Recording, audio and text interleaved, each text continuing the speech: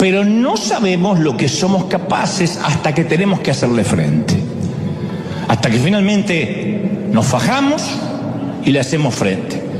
Y en la adversidad, ¿qué aprendemos? A sobrevivir, a mantenernos respirando, gente, que no es poco. El que no aprendió eso durante el 2020 no estuvo aquí. El 2020 nos enseñó que había que seguir respirando.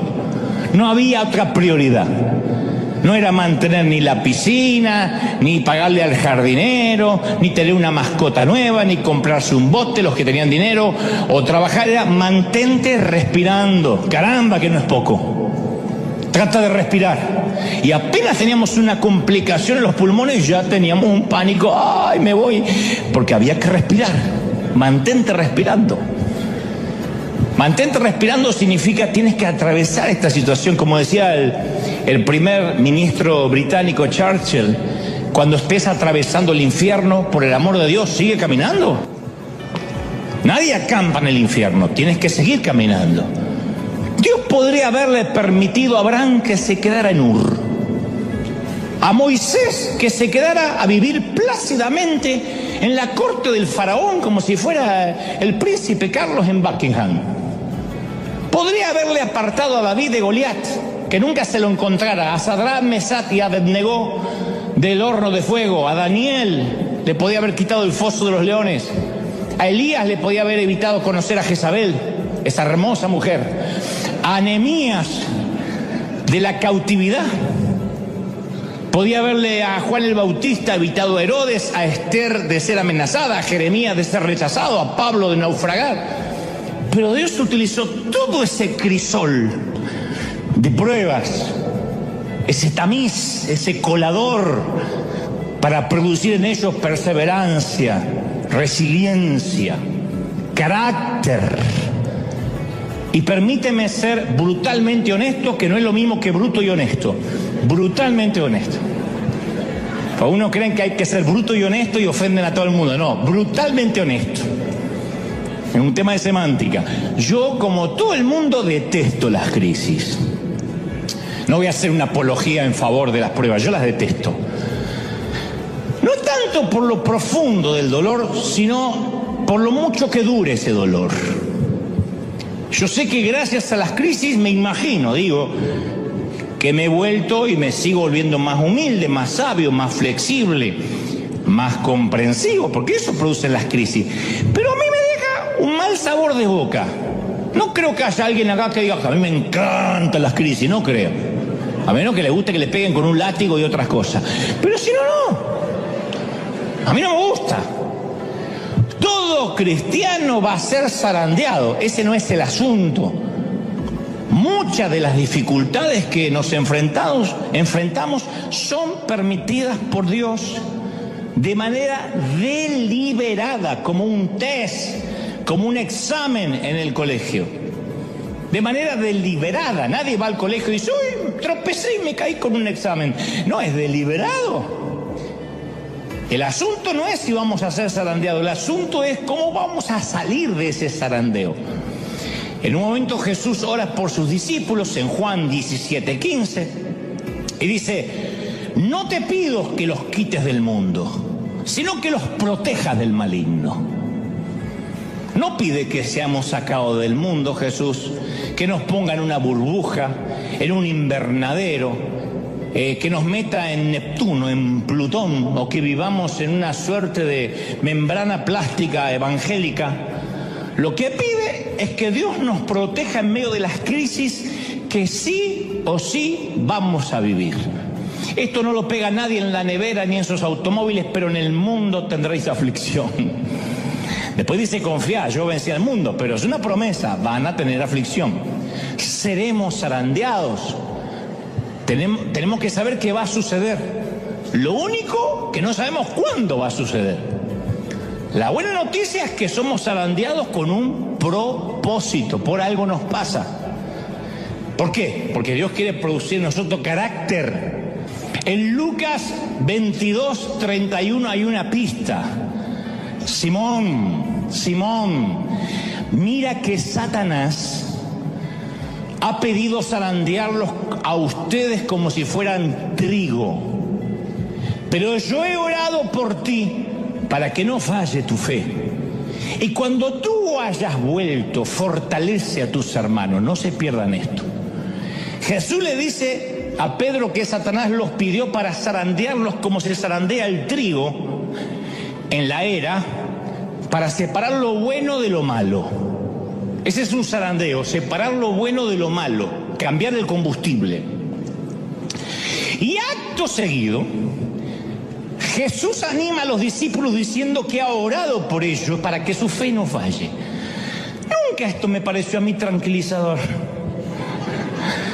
A mí me hubiese gustado algo como: yo he puesto una orden de restricción a Satanás, algo como predican los pastores empoderadores de ahora. Dios puso un cerco para que el diablo no te toque y no te va a tocar y no te va. A mí me encantaría eso.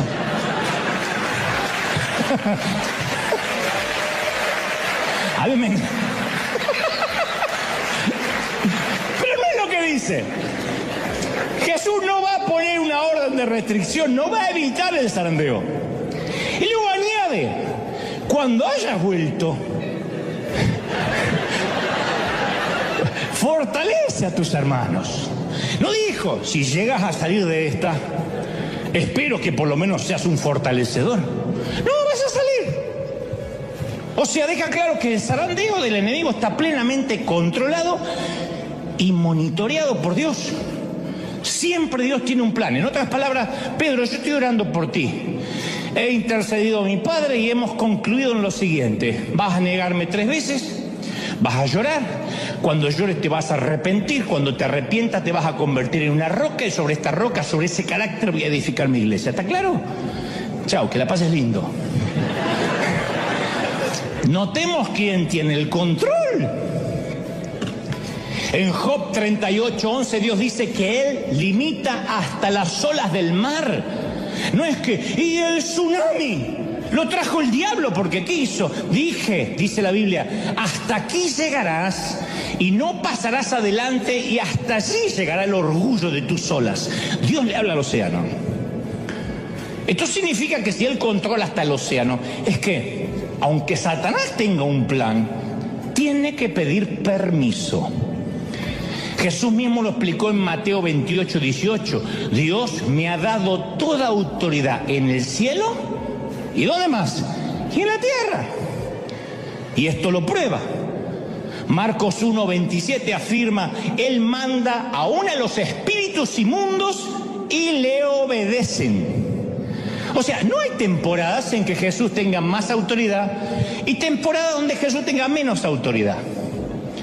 El lobo no puede tomar la oveja sin el permiso del pastor, y el pastor solo va a permitir cierto ataque si el proceso a la larga valdrá la pena. ¿Estamos hasta ahí, sí o no? Entonces, ¿cuál es el propósito de la prueba de Pedro?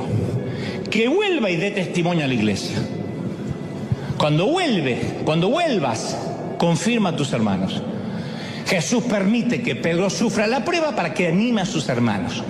Entonces, nuestra dificultad, esta enfermedad de ahora, esta crisis, nos está preparando para ser una voz de aliento. Dios no quiere más una iglesia que finja poder. Quiere una iglesia que haya atravesado las pruebas, las crisis, haya tocado fondo y en el fondo haya encontrado roca y lo pueda contar. Allí está Jesucristo, hay roca. ¿Sí o no? Entonces, todo lo que necesitamos recordar, como dice 1 Corintios 10:13, es: vosotros no habéis pasado por ninguna prueba que no sea humanamente soportable. Y podéis confiar en Dios, que no dejará sufrir pruebas más duras de las que vas a soportar, de las que podéis soportar. Por el contrario, dice el apóstol, la prueba hará que seas más fuerte, y Dios proveerá la salida para que puedas soportar. Habrá un éxito, una salida al final. Entonces, la mayoría de los entendidos teólogos leen en Isaías 14:13 la descripción de la caída de Lucifer. Dicen que eso habla de Lucifer, yo lo creo. Dice: voy a subir hasta el cielo, en palabras de Lucifer. Voy a poner mi trono sobre las estrellas de Dios. Voy a sentarme allá lejos en el norte, en el monte donde los dioses se reúnen. Subiré más allá de las nubes más altas y seré como el Altísimo. No son palabras de Nabucodonosor, son palabras de Lucifer. Y debido a que trató de ser como Dios, cayó delante de Dios a través de la historia, y él se ha pasado la vida tratando de convencer al hombre que haga lo mismo, que caiga. Esa fue la estrategia que usó para decirle a Eva: come de este fruto y seréis como Dios. No cambió. Es tan egocéntrico ahora como lo era entonces. Es tan necio ahora como lo era entonces. Es tan limitado ahora como lo fue entonces. No lo olvide, todos los ángeles son inferiores a Dios, todos. Dios es omnipresente, está en todas partes a la vez. Los ángeles no pueden estar en todas partes a la vez. No pueden reproducirse, son asexuados. De manera que los ángeles que cayeron nunca se reprodujeron, la humanidad siempre fue creciendo. Son demasiado pocos demonios para tanta gente. Por eso es muy petulante decir: anoche el diablo me atacó. ¿Qué te va a atacar el diablo si no sabe ni sabe dónde vive por ahí? No, son las obras de la carne, son tus consecuencias. Pero el diablo no puede estar en todas partes. Dios es omnipotente. Los ángeles tienen el poder que Dios permite que tengan. Dios es omnisciente, todo lo sabe. Los ángeles saben solo lo que Él quiere que les sea revelado. ¿Sí? Y Satanás es un ángel caído. Eso incluye a Satanás, es inferior a Dios. Y aunque los religiosos se rasguen las vestiduras, Satanás sigue estando al servicio de Dios. El diablo es tan siervo en su rebelión como lo era en los días de su obediencia. Por eso mismo Martín Lutero es el que puso este título. Martín Lutero llamó el diablo de Dios. Claro que el timador preferiría engañarnos y hacernos pensar que él es una fuerza independiente, con un poder ilimitado, pero él solo tiene el poder que Dios le permite tener. Él preferiría que nunca escuchara las palabras de Juan 4:4, vosotros sois de Dios, porque Él está en vosotros y Él es más poderoso que el que está en el mundo. Él, el que está dentro tuyo, es más poderoso. Alguien tiene que decir amén. Más poderoso. Entonces Dios quiere, ¿está claro cuál es la cadena de mando? Dios está al control. Al diablo lo tiene con las riendas cortas. No sé si notaste las palabras de Jesús: Satanás os ha pedido para zarandearlos. El diablo no exige, no resuelve, no decide. Él pide, suplica, solicita. Así como pidió permiso para tentar a Job, pide permiso para tentar a Simón Pedro. Satanás no hace nada que Dios no sepa. Y Dios usa a Satanás para llevar adelante la causa de su reino. ¿Cómo usa Dios a Satanás para hacer la obra del cielo? Lo usa para entrenarnos. Se vale de él para zarandearnos. Porque todos tenemos la misma enfermedad del diablo, hasta el más dócil de nosotros. En un momento tiene un concepto más alto de sí mismo del que deba tener. En un momento a todos, no solo los argentinos, se le vuelan los pájaros. Yo he visto mexicanos agrandados y salvadoreños agrandados como zapatillas de monja. Yo los he visto.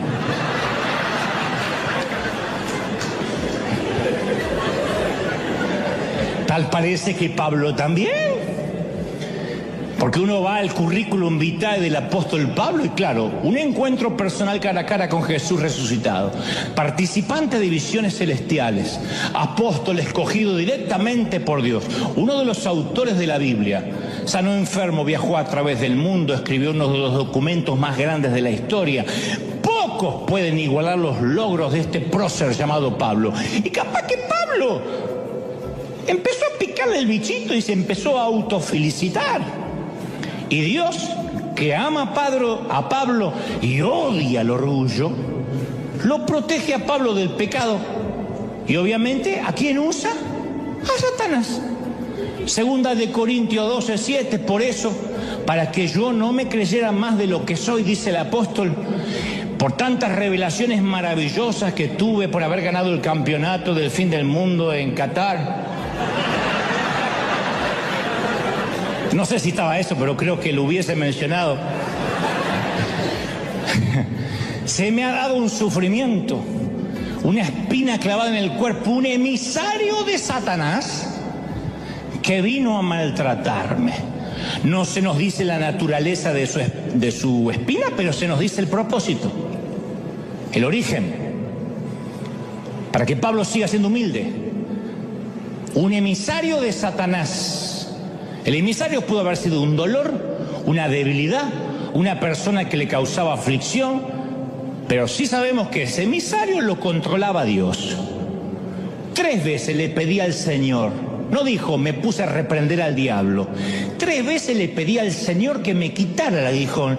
Y el Señor me dijo, que te baste mi gracia, mi poder se perfecciona en tu debilidad. No te lo voy a quitar. El emisario estaba mandado por Dios, no te lo voy a quitar. Dios podía quitarlo, pero le dijo al emisario, te quedas ahí. Está descrito como un león rugiente que acecha para devorar a la gente.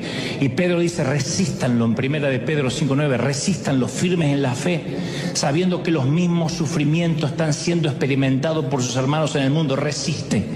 ¿Saben qué es resistir? Ignóralo, resiste, párate en la fe y dile, no tienes ninguna autoridad, tienes una correa así, una correa chiquitita. Las fauces del león están sufriendo. ¿Cuántos lo creen? Díganme amén. El diablo es un asesino por naturaleza, pero no puede decidir. Él cree que decide, no decide. El don de la vida y la muerte es algo que solo maneja Dios. Deuteronomio 32:39, mirad que yo soy Él, fuera de mí no hay Dios. Yo mato y doy vida, dice el Señor. Yo hiero y yo sano, y no hay quien libre de mi mano. Ese es nuestro Dios. Santiago 4:13. Vosotros que decís, mañana iremos a tal lado o a tal lugar y pasaremos un año y comerciaremos y comerciaríamos, o como se diga. Comercializaremos, muy bien, y obtendremos ganancias. No sabéis lo que traerá mañana. ¿Qué es tu vida? ¿Eres niebla que aparece por poco tiempo y desaparece? En lugar de eso dices, tienes que decir, si Dios quiere, viviremos aquello. Si Dios quiere, haré tal cosa. Nunca dijo, si Satanás quiere. Si Dios no quiere, yo no lo voy a hacer. Si esta noche llego a casa, es porque Dios me llevó a casa. Si tengo un ataque al corazón camino a casa, es porque también Dios me llevó a casa, al otro domicilio. Me llevó a casa. Satanás no tiene la última palabra. ¿Estamos de acuerdo, sí o no? Y tengo más evidencia antes de terminar para demostrar que es un simple siervo de Dios. Segunda de Corintios 4:4 dice, el Dios de este siglo cegó el entendimiento de los incrédulos. Hay un Dios de este siglo, Satanás, que cegó el entendimiento de los ateos. Claro, él es un gran cegador. De hecho, algunos de ustedes, si no es aquí, allí en casa, están ahora ciegos, lo que significa que me están escuchando y este mensaje no los conmueve y capaz que solo están mirándolo para refutar o para criticar el mensaje, y es porque están ciegos, no tienen papilas gustativas espirituales. Pueden que el mensaje los enoje, pero no les despierta adoración, ni pasión, ni celo, ni amor, ni resolución por obedecer. Porque Satanás es un gran cegador. La pregunta ¿es poderoso en su cegamiento? ¿Tiene la última palabra? ¿O Dios es el que hace irrumpir la luz en la vida cuando quiere?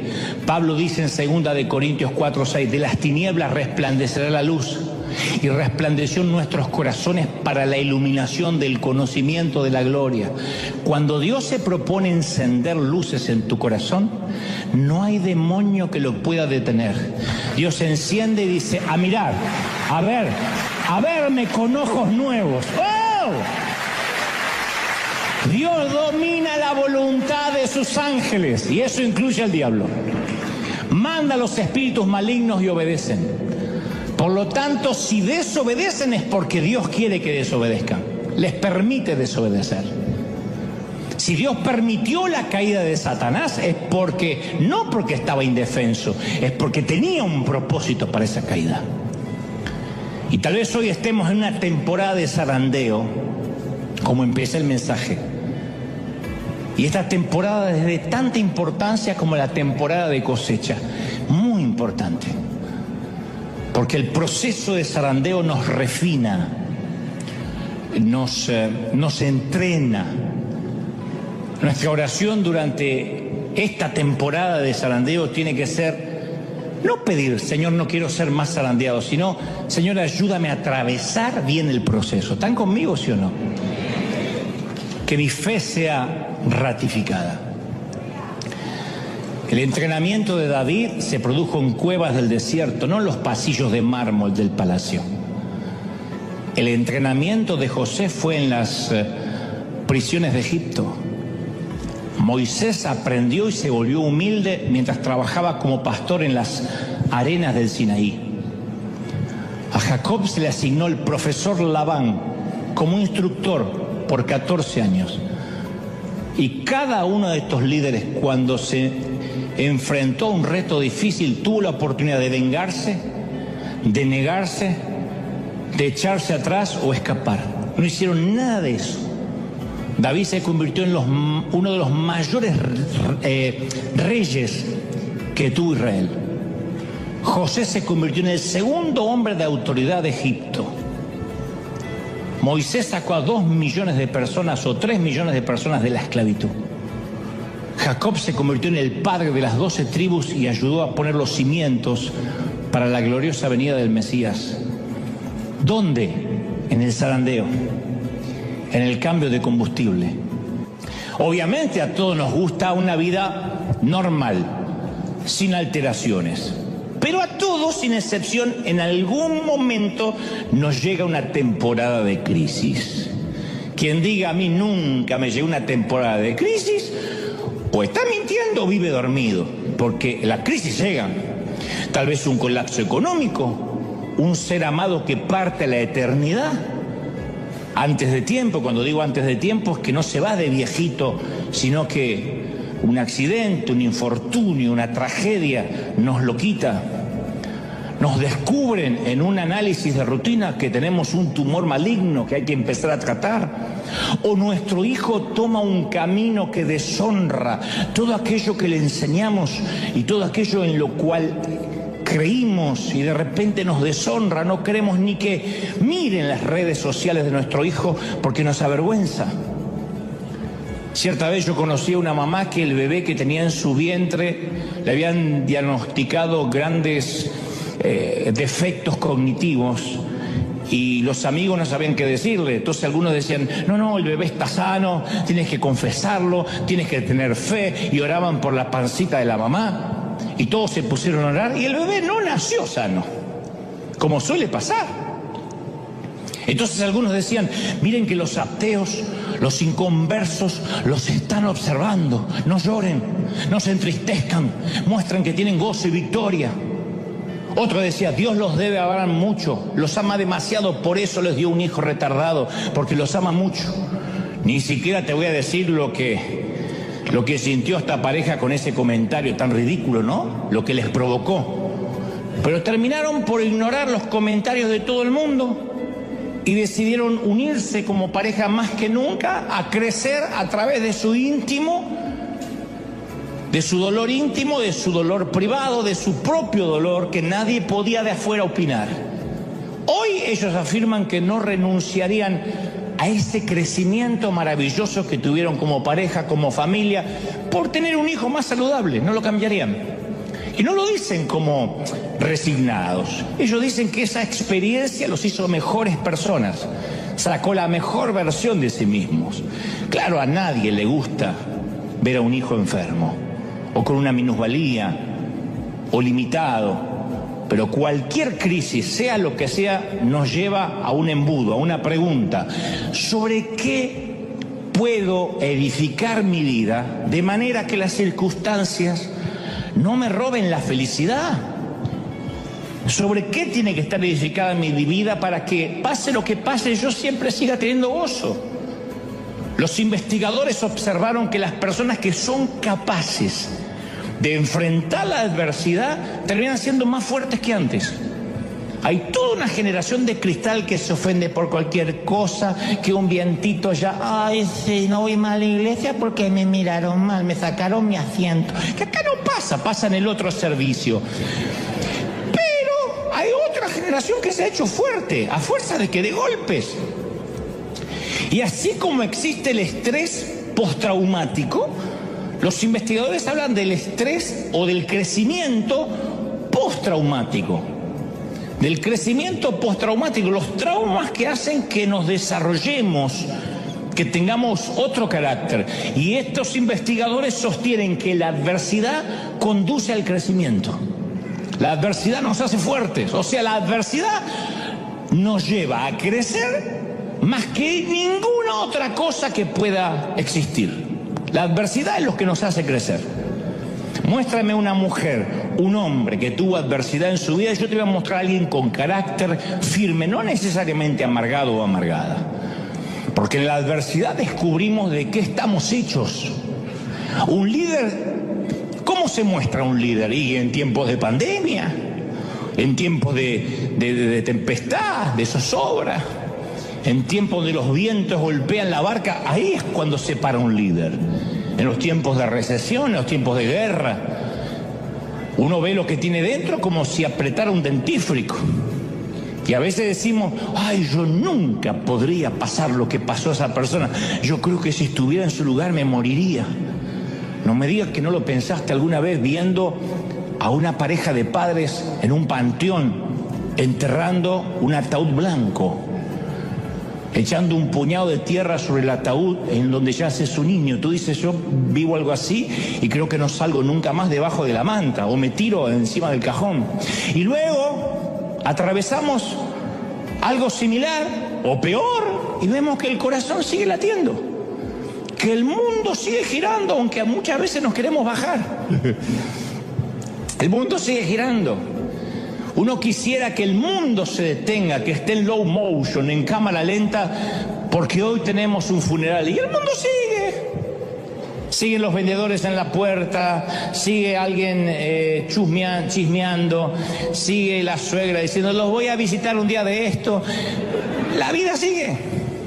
Resiliencia, como nosotros con los hijos.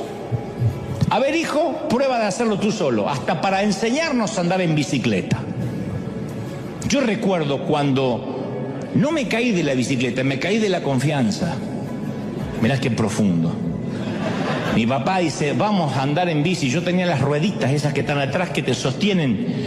Y mi papá dijo, ya es hora de quitar las rueditas. Tienes 18... No, tienes 5 o 6 años. Bueno, pero si me vas teniendo, y mi papá me iba teniendo así, vamos, vamos, vamos. Nunca me sueltes, nunca me sueltes, jamás, me dice mi papá. Me doy vuelta, mi viejo allá con mi hermano hablando, y dice, ¡ey! Y me caí. No me caí de la bici, me caí de la confianza.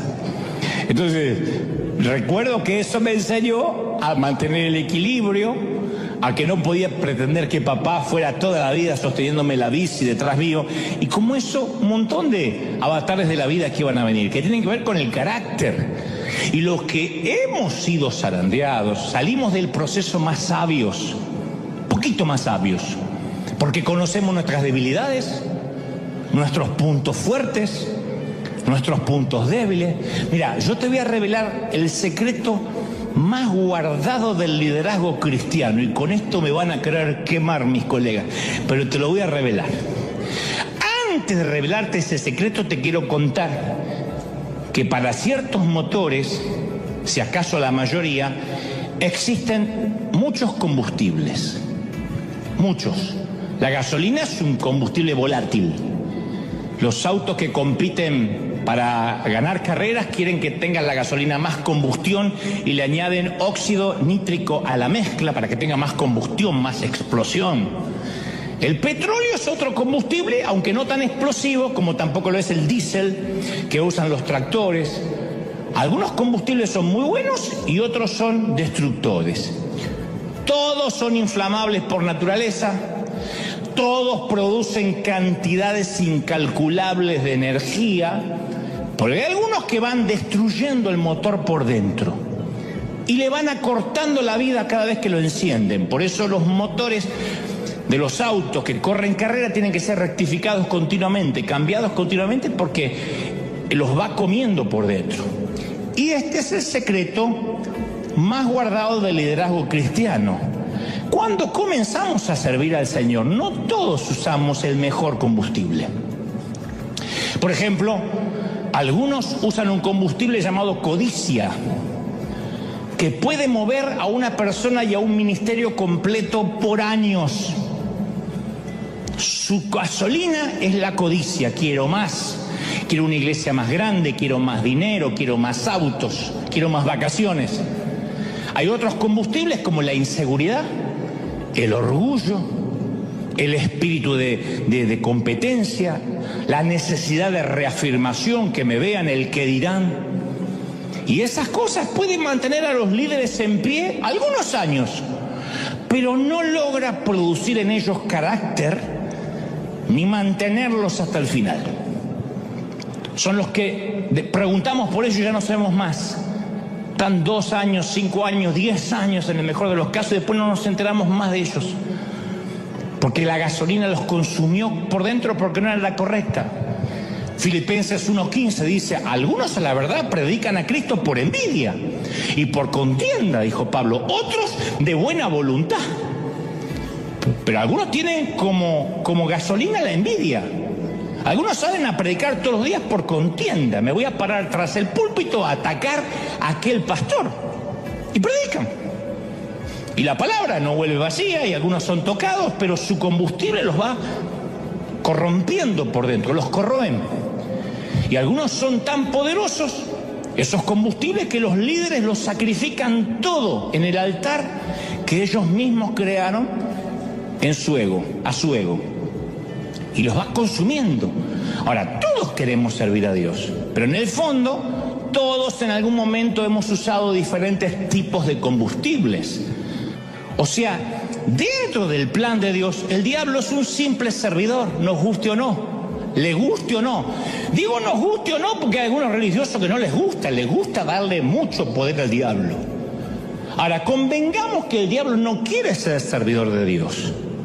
No se levanta a la mañana, se pone los cuernos y dice, qué gana de servir a Dios. No es así. No tiene la intención de servir a los propósitos de Dios. Nada le gustaría más que levantar su propio reino. Pero no puede. No puede tener total autonomía, no puede. Y cada vez que el pobre procura el progreso de su propia causa, termina promoviendo la causa de Dios. Ese siempre fue el patrón del diablo en toda su existencia. ¿Se acuerdan de Sara, la esposa de Abraham? Dios le prometió un hijo, ella no podía tener hijos, era estéril. No solo ella tenía un problema, también era el problema de la vieja y del viejo, porque había que haber doble milagro ahí, ustedes me entienden. Durante mucho. ¿Qué hizo Satanás? Usó la cuna vacía para agitar la tensión, la disensión, la duda. El enemigo quería que Sara no confiara en Dios. Le salió el tiro por la culata. Porque la maternidad de la anciana de 90 años dejó un legado a las generaciones que dice que Dios siempre guarda lo mejor para el final. Que aun cuando estés viejecito, viejecita, Dios te puede sorprender.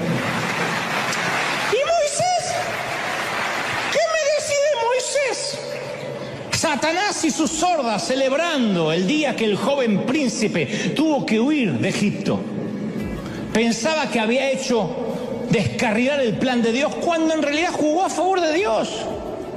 Dios usó la derrota y el desierto para entrenar a Moisés. Y Daniel.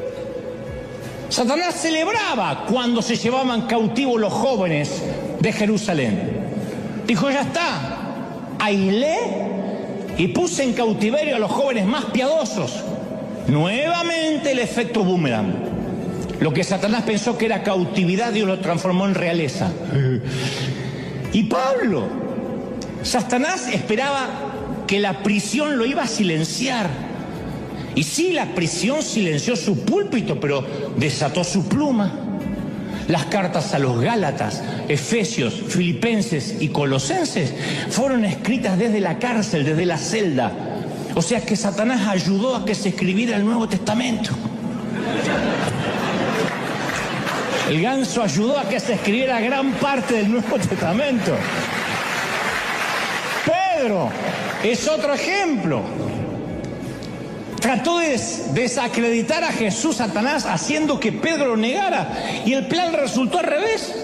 Porque en vez de ser un ejemplo, Pedro, de hasta dónde puede caer una persona, hoy es un ejemplo de hasta dónde Dios puede extender su gracia. Entonces, cada vez que Satanás arma un plan, le termina explotando en la cara. El diablo es el coyote de la Warner Brothers.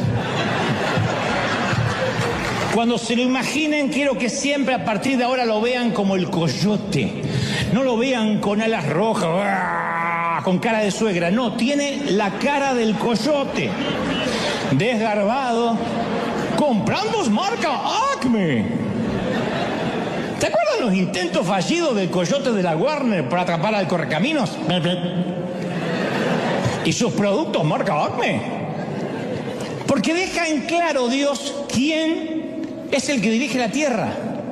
Satanás puede pavonearse todo lo que quiera, pero Dios es el que tiene la última palabra. Entonces, durante toda la vida, el enemigo hizo el papel del coyote. 2 veces, la Biblia solo 2 veces corre la cortina del espacio y el tiempo y se nos permite echar un vistazo a la apuesta más tonta de la historia. Satanás era un ángel, Lucifer, que no se contentó con estar cerca de Dios. Él quería estar por encima de Dios. No estaba satisfecho de adorarlo, quería su trono. Y según Ezequiel tenía una belleza sin comparación. Ezequiel 28:12 dice, tú eras modelo de perfección, lleno de sabiduría, de perfecta belleza. Estabas en el Edén, el jardín de Dios, adornado de toda clase de piedras preciosas y caminabas entre las estrellas.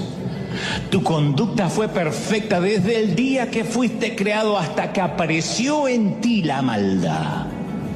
El tipo caminaba pechito de paloma como un argentino por las nubes así.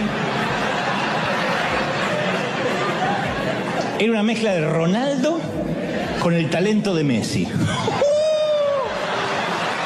Y las ganas de Chicharito. Y tanto Ezequiel como Isaías, Ezequiel como Isaías describen al ángel más hermoso que cualquier criatura, sin embargo, más necio que cualquier otro ser que haya vivido. Porque el orgullo fue su caída. Pero tengo que decirte, Satanás ha pedido para zarandearte. Y yo voy a orar para que tu fe no falte, no te falle, para que te sostengas, para que te mantengas, para que resistas. No ahora, hasta que Cristo venga, para que tu carácter sea más fuerte, para que salgas zarandeado pero en victoria, para que no bajes los brazos, para que no creas que estás derrotado. Es parte de la historia, pero tienes que saber que estás controlado. Si hay un cerco que se abre, va a ser porque Dios lo permite, o porque tú en desobediencia abras ese cerco. La desobediencia, el pecado, te deja a expensas del enemigo. Él anda como el león rugiente buscando a qué devorar. Cuando tú te pones bajo la presencia de Dios, automáticamente la protección que vino sobre Job viene sobre ti. Y si te va a tocar es porque Dios lo permite, o tú lo permitas. ¿Cómo? En pecado, en rebelión, en obediencia, y solito te vas y te entregas en manos de aquel que está buscando para matarte. No obstante, si dices, a pesar de mis errores, a pesar de mis yerros, a pesar de mis equívocos, yo todos los días corro la gracia, todos los días voy a la presencia del Señor y pido su protección. Tienes que saber que no importa, no hay diabetes, no hay pandemia, no hay virus, no hay cáncer, no hay metástasis, que va a matarte si Dios no quiere que te mate. Si Dios te quiere llevar de algo, te va a llevar, con algo te va a llevar, algo se va a valer para llevarnos. Pero eso no viene porque Dios se descuidó, porque estaba ocupado, es propósito de Dios. Es maravilloso saber que uno está viviendo en el propósito de Dios, es maravilloso. Nada va a pasar que Dios no lo disponga. El avión no se cae si Dios no quiere que se caiga, si hay un propósito. Eso te hace vivir la vida en paz, con felicidad, con gozo, perderle el miedo al enemigo. Es un ángel inferior, ni es omnipotente, ni es omnisciente, ni es omnipresente, y si hace algo, insisto, lo repetiré otra vez, es porque Dios le permite que lo haga y le dice: hasta aquí, cuidado, porque yo le voy a dar la salida para que pueda soportar, porque es mi hijo, lo estoy procesando. ¿Está recibiendo esta palabra, sí o no? ¡Impresionante! Levanta tus manos al cielo, vamos a orar. Padre, di conmigo: Señor Jesús, fuerte, entra en mi corazón, perdona mis pecados, anota mi nombre en el libro de la vida, comienzo otra vez. Y yo sé que por ahí a alguno aquí todavía le cuesta imaginar, o te cuesta imaginar que lo que estás viviendo podría resultar en algo bueno. Tú dices: no me digas, ¿de verdad? No inventes. Lo que yo estoy viviendo, me estás diciendo que es el diablo con permiso de Dios. Me estás diciendo que estoy en un ambiente controlado para algo. Y capaz que te cuesta concebir que esa enfermedad, que esa deuda, que esa muerte puede ser un instrumento para algo digno. Y si te cuesta todavía, te doy el último ejemplo para terminar. Yo no voy a minimizar tu crisis, pero en comparación a la que te voy a contar, tu crisis es una fiesta. Un Salvador sin pecado fue cargado de pecado. El autor de la vida lo pusieron en la cueva de la muerte. La victoria de Satanás parecía segura y por fin el diablo iba ganando por diferencia de goles. No solamente había goleado, sino que había clavado el esférico en el ángulo, pasando por encima al mejor jugador del mundo, que lo había dejado tendido en el suelo. A Satanás le había salido el tiro por la culata con todo, desde Sara hasta Pedro, pero ahora le había salido las cosas bien. Todo el mundo había visto su victoria y él ya estaba haciendo el bailecito de la victoria. Sin embargo, de repente se ilumina el sepulcro al tercer día, retumba la roca y Satanás supo que lo habían timado otra vez. Una vez más había sido la herramienta en las manos del hortelano. Aunque un día se rebeló, el pobre desgraciado nunca dejó de ser el diablo de Dios. ¿Te imaginas cómo pierde la autoridad con sus ángeles? Porque dicen: jefe, cada vez que usted hace algo sale al revés. Se pasó todo el tiempo pensando que había derrotado el cielo y en realidad lo había ayudado. Dios quería probar su poder sobre el pecado y la muerte y fue exactamente lo que hizo. Y adivina quién lo ayudó.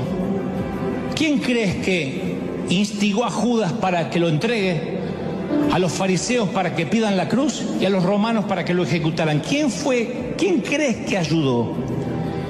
El otro siervo, el viejo coyote, el legendario el coyote, trabajó para Dios en el gran plan de salvación.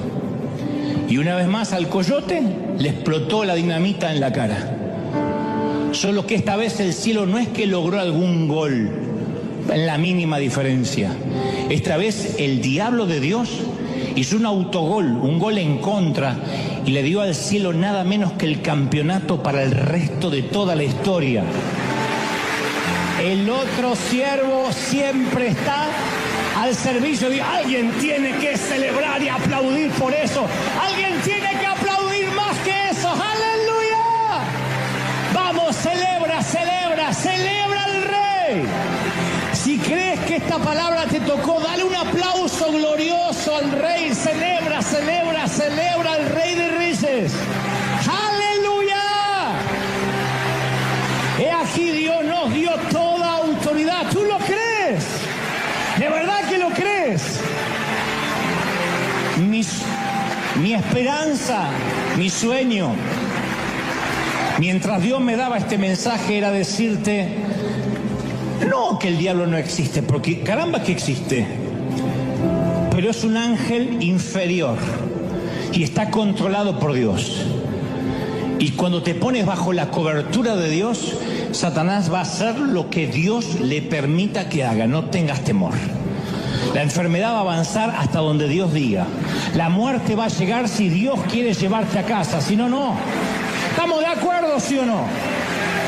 No hay nada más poderoso que tu Dios. No hay nada más poderoso que el Señor de señores. Alguien tiene que creerlo, ¿sí o no? ¡Aleluya!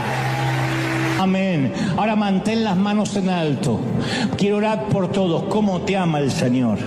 ¿Cómo te ama príncipe el Señor? ¿Cómo te ama princesa? ¿Cómo no te va a amar si en sus manos te tiene esculpido? ¿Cómo te ama el Señor? Padre, he transmitido lo que creo me has dicho que diga a este tu pueblo, a este tu ejército, a estos tus obreros de primera línea. Y ahora, Señor, sella con tu espíritu esta palabra. Todos orando, todos clamando al Señor. Diga, Señor, yo quiero que esta palabra se selle en mi corazón. Te vas a ir de aquí viendo a un Dios poderoso y a un débil coyote pidiendo permiso. Y eso abrirá los ojos. Y eso te traerá una nueva dimensión de fe, una nueva dimensión de espíritu, una nueva dimensión de espiritualidad. Padre, ahora sopla del norte, del sur, del este y del oeste tu gloria como nunca antes. Yo proclamo, yo declaro que los mejores días están por venir, que tu bendición es mayor, que tu gloria es mayor, que hay gloria aquí en casa. Estoy orando por los que miran ahora, de otras partes del mundo, de Asia, de África, de Europa, de Oceanía.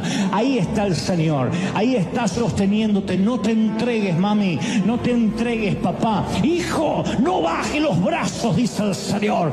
Yo estoy contigo. No te entregues, vamos, levanta la mano y comienza a clamar. Somos miles aquí y yo estoy queriendo que nos unamos juntos, unánimes, clamando, pidiendo, Señor, gloria de eterna venga sobre nosotros, unción eterna venga sobre nosotros, corriente del Espíritu sopla, corriente del Espíritu derrama tu gloria, tu presencia. Yo sé que vienen tiempos nuevos, tiempos de gloria, cosas que ojo no vio, ni oído yo, ni han subido a tu corazón. Yo lo creo, yo lo declaro, yo proclamo tu bendición. Vamos, levanta las manos al cielo una vez más y dile, Señor, recibo esta palabra.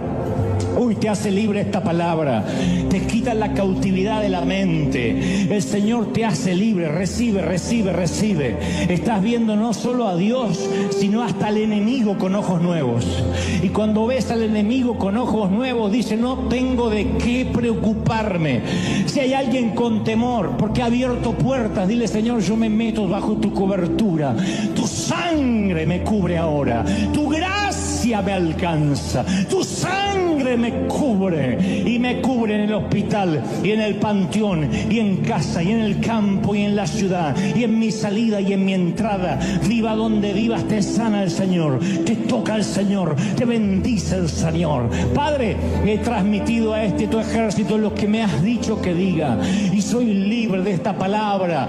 Quede sellada, atada a su cuello, escrita en las tablas de sus corazones.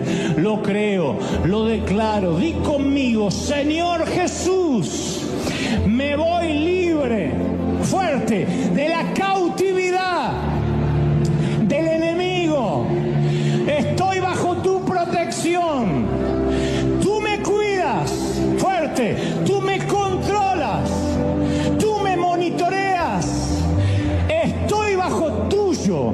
Estoy bajo tu protección. Amén, amén y amén. Gloria al Señor. ¡Hay gloria, mis queridos! Dale aplauso al Señor, al Rey de Reyes. ¡Hay gloria, gloria, gloria! ¿Cuántos se van bendecidos? Celebra, celebra, celebra al Rey. ¡Aleluya! Chao, gente. Hasta el domingo que viene. ¡Que Dios te bendiga! Chao, chao, chao, chao. Chao, bendecido. Chao, chao, bendecido. Chao, chao, bendecido. Chao, chao, bendecido. Chao, chao, bendecido. Chao, chao, bendecido. No te asustes por la noche, porque la noche es para descansar. Te dicen cosas tales como deja la luz encendida y tú dices no, hay que apagarla. No, pero tengo miedo. No tengas miedo, la noche se hizo para descansar. Si fuiste niño, en algún momento dijiste cosas como no quiero que se haga de noche, no me gusta. Como que las ganas de jugar continúan a pesar de que el físico no nos da más.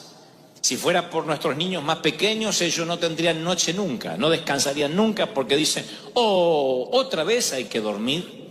Mientras que algunos adultos depresivos admiran, sueñan, ambicionan la cama con esperanza. Los niños no quieren saber nada con ir a la cama y entonces uno le tiene que decir que los tiempos de oscuridad son para que descanses.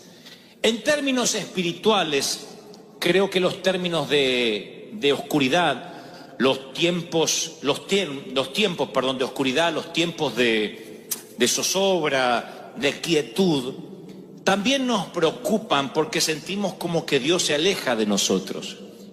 Así que cuando yo me puse a escribir el sermón el día sábado, pude sentir que el Espíritu Santo me decía, dile a mis hijos que la oscuridad es parte del plan, que el silencio es parte de mi amor hacia ellos.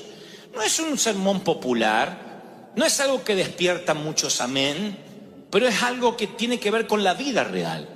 Meditaba que el libro de Génesis termina con una sola familia, tan pequeña como para que la Biblia pueda enumerar cada uno de los hijos. Y luego vamos al libro de Éxodo, que es el segundo libro del canon bíblico, y comienza con una muchedumbre de israelitas que trabajaban como esclavos bajo el hostil faraón. Hay una brecha entre la primera familia, que tiene unos cuantos hijos, y de pronto la muchedumbre que trabaja como esclavos bajo el faraón en Egipto. En ningún lugar del relato se escribe lo que sucedió en los 4 siglos del medio. Hubo 400 años entre el último capítulo de Génesis y el primero de Éxodo. 400 años es casi el doble del tiempo de la existencia de los Estados Unidos en el mundo. 4 siglos donde el cielo, por alguna razón, se cerró o permaneció callado. Luego de ese silencio, de esa oscuridad, no hay registro de lo que pasó. ¿Qué hizo que esa primera familia de Génesis deviniera o terminara en esclavos sirviendo a Faraón? No hay una revelación, hay revelaciones históricas, pero no bíblicas, respecto a cómo llegaron hasta ahí. Pero allí están, son una muchedumbre, sirven como esclavos, y ahí en Éxodo aparece Dios, después de 4 siglos de silencio. Entonces, ¿por qué hace silencio el Señor? ¿Por qué a veces despliega su poder y hay momentos que por 4 siglos hace silencio? ¿Por qué? Porque creo que el silencio tiene que ver con su amor. Salmo 121:4 dice, he aquí, no se adormecerá ni dormirá el que guarda a Israel. Silencio no significa que Dios esté durmiendo. Silencio no significa que Él te deje de amar. No hay cosa más hermosa cuando alguien te dice, aunque no podamos estar juntos, porque no sé, el amor de tu vida está al otro lado del océano, tú dices, pero igual yo estaré pensando en ti. Miraré la luna a la misma hora. Oh. ¿Por qué? Porque no se adormecerá mi amor, aunque no estemos juntos, aunque no me oigas, dice el Señor, yo te sigo amando. Salmos 3:5 dice, yo me acosté, oigan esto para los chicos y para los grandes, me acosté y dormí, Pueden agregar, y ronqué como un hipopótamo, y desperté, porque Jehová me sustentaba. ¡Aleluya! ¿Saben lo que es que te sustenta? Que duermes y te tiene en la mano. Es maravilloso. Su palabra indica que aunque estés descansando, el plan de Dios para tu vida continúa avanzando. Hay una gran cantidad en la Biblia de sucesos que se dan la victoria, empieza la victoria en medio de la oscuridad. Porque a veces uno cree que Dios descansa durante la noche. Ay, me acuesto con este problema y hasta mañana no lo retomo. Tu abuela, porque el Señor sigue. No, tu abuela no lo retoma, pero el Señor sí. El Señor dice, para mí no hay noche. Tienes que descansar. Tú descansa. La noche es para que descanses, dice el Señor. Mañana te quiero fresco. Ay, es que ¿por qué no se resolvió el problema? Porque tienes que descansar, sonso. Deja que los cielos sigan trabajando. Sonso, dice mi Biblia, Dante habla hoy. La creación de la luz irrumpió en el caos de la oscuridad. Jacob luchó toda la noche, y por la mañana obtuvo una nueva identidad. La liberación de Israel de la Pascua ocurrió por la noche. La batalla de Gedeón, que terminó en victoria, comenzó en la mitad de la noche. La cruz de Jesús, aunque era mediodía, quedó en un cielo negro y oscuro durante la noche. Tú dices, pero ¿por qué tiene que venir la noche? Yo sé que la oscuridad viene, en términos prácticos, la oscuridad viene y te quita el descanso, cuando debería ser lo contrario. No hay sueño que te repare del dolor. Te agotas emocionalmente, te drenas espiritual y físicamente. Y el dolor es tan grande que pareciera que te deja en una noche continua, crónica, que no termina más.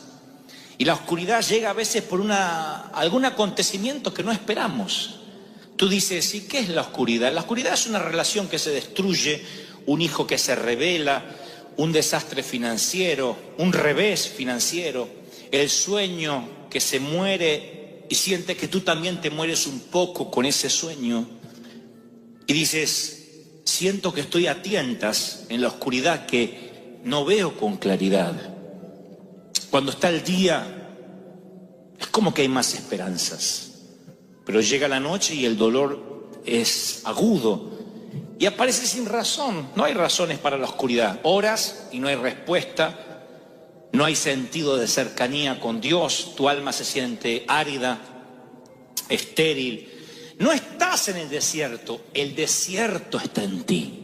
¿Has estado en esa estación de la vida? Yo te puedo dar cátedra.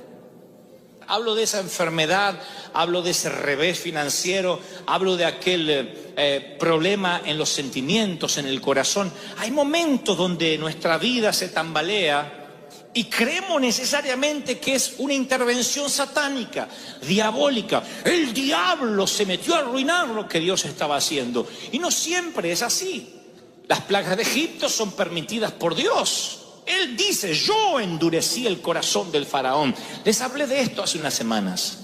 No estoy hablando de un Dios castigador, un Dios que te puede meter en crisis hasta quebrarte, porque Él sabe hasta cuánto puedes resistir. Él sabe de qué estás hecho y sabe qué es lo que te va a forjar el carácter, qué es lo que te va a hacer fuerte, qué es lo que te va a hacer invencible ante futuras crisis, ante futuras pruebas. Pero esos valles tienen que estar. Uno de los valles, una de las oscuridades que siempre te recordaré, es la que la Biblia describe como el valle de lágrimas. Literalmente el Salmo 84:5. Este es el valle, la oscuridad, donde vas solo y debes atravesarlo. Tiene que ver con los valles de la vida real. La Biblia dice que la vida va a tener estos valles. Así que hay un valle al que vas solo, hay uno al donde Dios te lleva y otro que ocurre a causa de tu llamado. Pero el primero es uno que va solo, es la oscuridad que te lleva ahí porque tiene que anochecer para que también amanezca el día siguiente. ¿Me están siguiendo, sí o no? Dice la Escritura, Salmo 84:5, dichoso el que tiene en ti su fortaleza, que solo piensa en recorrer tus sendas. Cuando pase por el valle por la oscuridad de las lágrimas, no se pone ahí a decir, ay, es que no voy a salir, voy a morir acá porque así soy yo, así era mi cuñada y mi comadre. Dice, no, cuando pase, dice, no cuando se quede, cuando se queda a vivir, cuando atraviese, lo convertirá en una región de manantiales. También las lluvias tempranas cubren de bendiciones el valle. Dice una versión, será bienaventurado aquel que pase por el valle de lágrimas y lo cambie en fuente. O sea, momentos de llanto, aprende a contentarse. Dios dice, esto es algo que te va a pasar en la vida. Y tú dices, ¿cómo pretendes que me contente en un funeral? No dice la Biblia que te pongas feliz, a menos que la suegra, bueno, no dice celebra, no, dice contenta, tienes que contentarte. ¿Qué es contentarte? Saber decir gracias por lo que me permites pasar, porque aunque me duele, aunque lastima los fueros más íntimos de mi alma, sé que esto me va a fortalecer y mañana voy a tener fuerzas para lo que viene. Sé que algo Dios me quiere enseñar con esto. Es mi Patmos, es mi isla de destierro. Pero es aquí donde Dios va a abrir un vórtice y donde el lugar que yo creo que es territorio hostil, lleno de alimañas, Dios lo va a convertir en un sitio de comunicación divina. ¿Están recibiendo esto, sí o no? No estoy subestimando tu dolor. No estoy diciendo, bueno, avanza y ya está, piensa en positivo. No, en la fe, ya lo dijimos, no sirve. Es la fe en Dios la que te levanta, el poder de la resurrección. Y el Señor me dice que te diga, yo sé que estás triste. Es el mismo Señor que lloró ante la noticia de la muerte de su amigo Lázaro. El Señor que lloró en el huerto de Getsemaní. Él sabe lo que son las lágrimas. No es un Dios del Olimpo mitológico, esos Sansón, Zeus que parecen ser superhéroes que nunca lloran. Él es alguien que lloró y que entiende las lágrimas, pero te dice, te he dado esperanza y esta oscuridad va a pasar, sea la que sea, la económica, la espiritual, la familiar, va a pasar. Porque pensamientos de bienestar tengo para ti y no de mal. Oigan, lo diré otra vez. Me perdí muchas horas, meses y horas de mi infancia y mi adolescencia preocupado por cómo sería mi vida adulta. Me perdí mucho tiempo. Era de esos preocupones pensando, número 1, que nunca me iba a casar. Número 2, que nunca iba a tener hijos. Número 3, que nunca iba a trabajar. Número 4, que nunca iba a tener un auto. Número 5, que nunca iba a poder cambiar los zapatos despegados. Hoy les conté en el primer servicio que yo me recorrí la iglesia de Buenos Aires con un traje azul.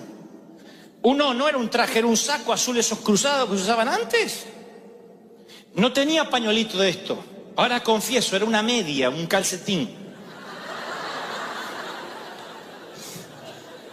Nunca nadie me dijo que lo sacara, sino hubiese salido así con... Pero era coqueto. Antes muerto que... El tipo andaba con la media. Estaba limpita, no es que... Estaba limpita. Yo pensé muchas veces que nunca iba a tener un traje más. Muchas veces pensé que a lo sumo cambiaría de calcetín. Pero nunca tendré un pañuelito de estos. No sé por qué.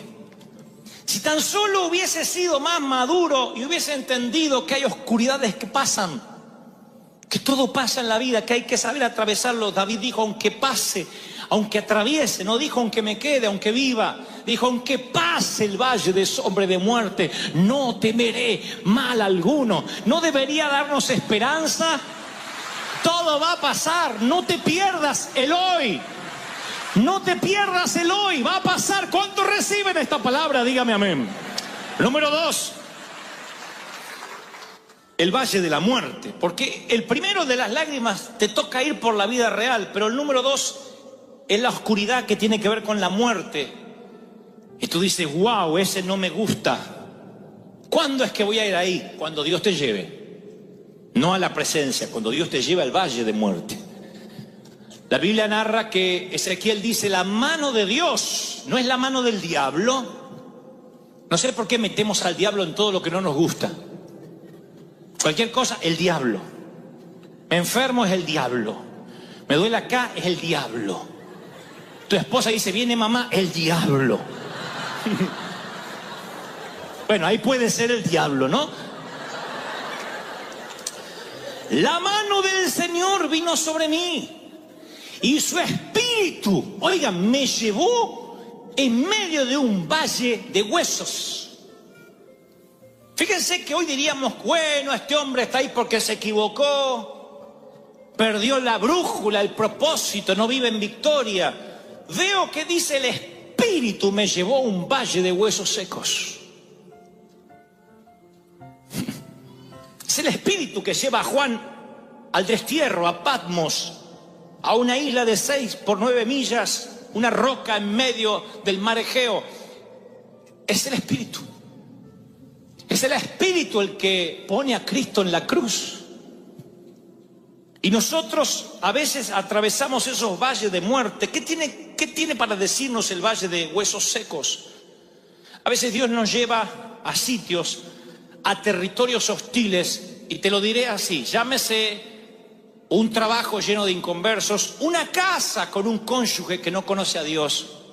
Y uno se pregunta, Señor, ¿por qué hay tantos sitios donde yo podía estar? Pero dice el profeta, me hizo pasearme entre los huesos, y había muchos huesos que estaban secos, y me dijo, hijo de hombre, ¿podrán revivir estos huesos? Y yo dije, Señor, tú lo sabes. Cuidado con lo que respondes, porque a veces Dios te dice, ¿tú crees que tu hijo, rebelde, cabezón, que sale al padre y al abuelo, puede ser un siervo mío? Ay, no conoce a mi hija. Bueno, va a seguir un hueso seco. ¿Tú crees que puedo cambiar a tu cónyuge? ¿Tú crees que puedo sacar? Bien, dijo la hermana, amén. ¿Que puedo sacarte de las deudas? ¿Tú crees? Hay a veces que Dios nos pregunta. Van a ver que cuando el Señor hace milagros, siempre pregunta. Ve a un ciego y le dice, ¿quieres ser sano? Parece una preguntonta. Es como cuando uno se cae y te mira a alguien y dice, ¿te caíste? No, siempre me revuelco hasta ahora en el césped.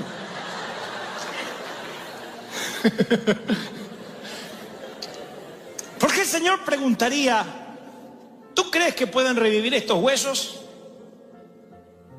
Y entonces me dijo, profetiza sobre estos huesos y dile, así dice el Señor, yo daré aliento de vida, soplaré de mi espíritu y viviréis. Les pondré tendones, haré que salga carne, los cubriré de piel, les daré aliento de vida, van a revivir y sabrán que yo soy el Señor. ¡Wow!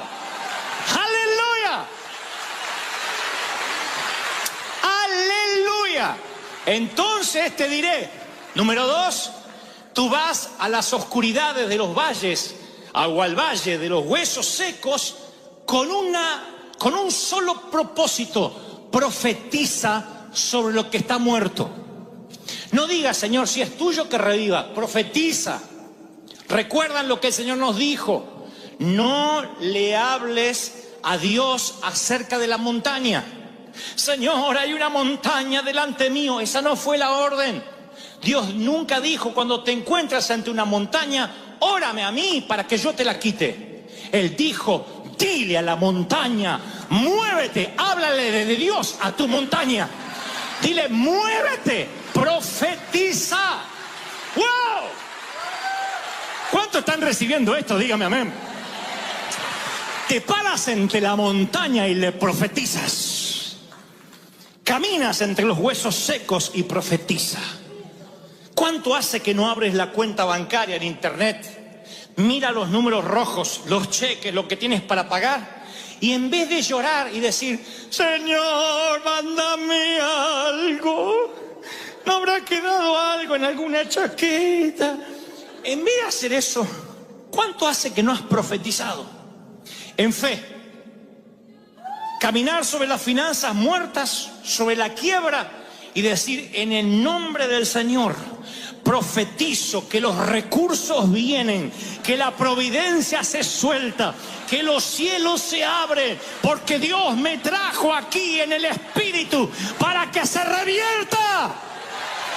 ¡Aleluya! ¿Están recibiéndolo, sí o no? Profetiza. Espera que tu hijo se duerma esta noche y profetízale. Al grandote, digo, al mamut. Porque a los nenitos es fácil profetizarse, pero el mamut de 22, 18, con las patas peludas.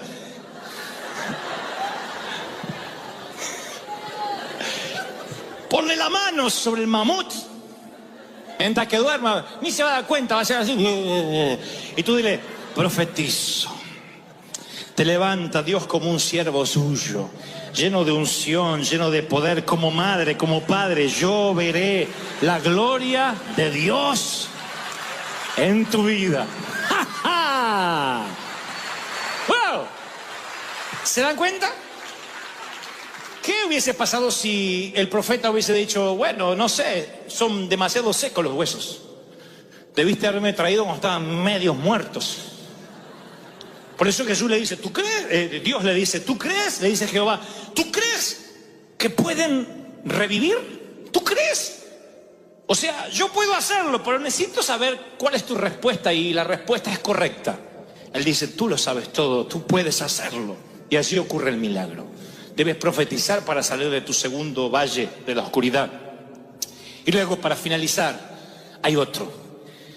Es el menos popular, pero sé que muchos de ustedes han estado allí, me lo ha mostrado el Espíritu Santo. El primero es el valle de la vida real, el valle de lágrimas, tiempo de reír y tiempo de llorar.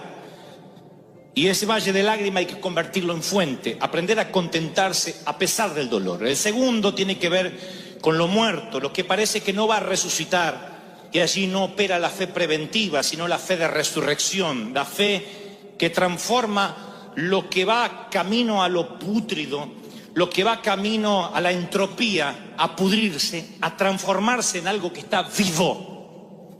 Y lo tercero es el valle que viene a causa de la unción.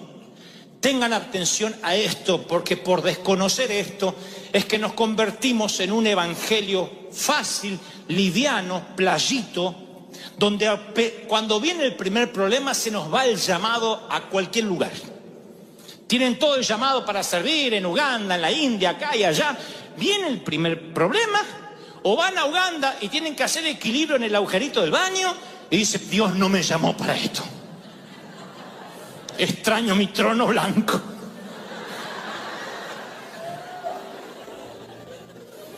Sí, yo conozco gente que, metafóricamente hablando, por un inodoro, dudan de su llamado. Porque desconocen el valle o la oscuridad a causa de la unción. La Biblia dice que al enterarse los filisteos que David había sido ungido, cuando se enteraron que David fue ungido, subieron todos contra él. Pero David lo supo y bajó a la fortaleza. Los filisteos avanzaron, desplegaron sus fuerzas en el valle de Refaín. Refaín significa gigantes. Y desplegaron sus fuerzas contra David. Y David dijo: debo atacarlos, los entregarás en mi poder. Y el Señor le dijo: atácalos, porque te aseguro que te los entregaré. Muéstrame a alguien que esté ungido, que ore por los enfermos, que quiera servir al Señor, que libere a los endemoniados, y te mostraré a alguien que muchas veces ha llorado preguntándole a Dios dónde está Él en sus momentos personales. No crean a esos super predicadores que parece que la vida les sonríe y bajan de un carro de fuego a predicar y luego se van otra vez a la presencia de Dios hasta el próximo domingo. No funciona así. Somos humanos, de carne, de hueso. Tenemos decenas de problemas. Nos deprimimos, lloramos, nos enojamos, pecamos, nos airamos. Eso pasa con cualquiera. Y es más, cuando Dios te unge, lo he dicho tantas veces, nuevo nivel de unción, nuevo demonio asignado. No quiero que se asusten, quiero que entiendan que es una batalla. Al enterarse el infierno de que Dios ungió una iglesia en el sur de California, más precisamente en Anaheim, despliega sus raquíticos demonios en contra de los que estén más débiles. Y los que desconocen de que esto es parte de la batalla se empiezan a asustar diciendo: ¿qué estoy haciendo mal? No, estás haciendo bien. A causa de la unción el infierno se está conmoviendo. A causa de la unción el infierno se está levantando.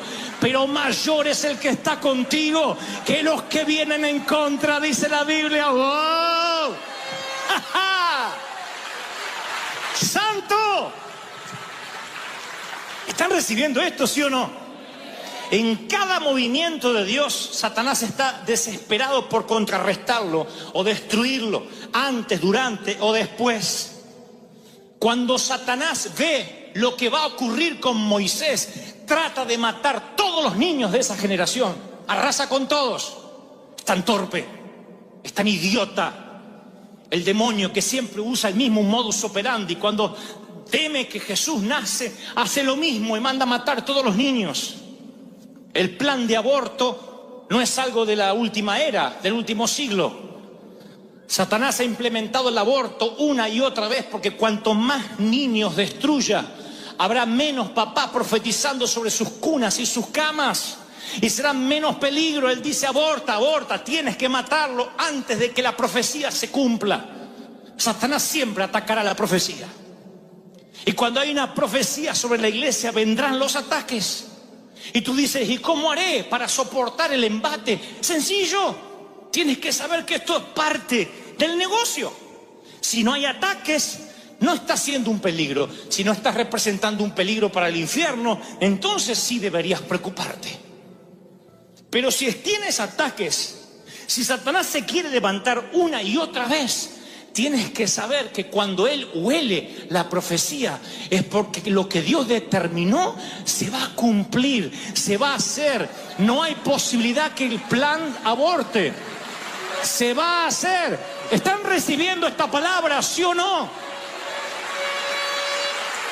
Cuando el enemigo se levanta es porque es más grande lo que Dios va a hacer. Aunque el enemigo venga como río, el Espíritu de Dios levantará bandera, va a plantar bandera, dice la Biblia. Aunque venga, aunque quiera arrasar. ¿Están recibiendo esta palabra? ¡Ja, ja! ¡Aleluya! ¿Reciben algo más? Digan conmigo: algo más, quiero algo más. No importa si estás en el valle de lágrimas o el de los huesos secos, o el valle a causa de la unción que reposa sobre ti. Nunca creas que Dios te abandonará en ninguno de los tres. Nunca, jamás. Es más, les daré esta revelación por la misma ofrenda. Y los siervos del rey de Siria dijeron: el Dios de Israel solo es Dios de montes, de montañas. Por eso siempre nos vencen. Esto dijeron los sirios. Si hacemos que ellos bajen a la llanura, al valle, ahí los vamos a vencer. Pelearemos con ellos en campo raso y los vamos a vencer porque su Dios es Dios de montes y Dios de montañas. Satanás dice: este es un creyente de domingo. Vienen a recibir la palabrita y se van.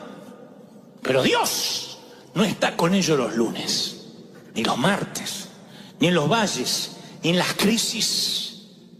Y cuando el enemigo se atreve a decir esto, hay una palabra que debes saber. La Biblia narra que Dios se ofende. Dios, cuando oye lo que los sirios dicen, dice: vino pues el varón de Dios al rey de Israel y le dijo: por cuanto los sirios han dicho Jehová es solo Dios de montes y no de valles, es solo Dios de día y no de oscuridad, dice Dios: yo te voy a entregar toda esta multitud de enemigos en tus manos para que conozcan que también soy el Dios de los valles. ¡Oh!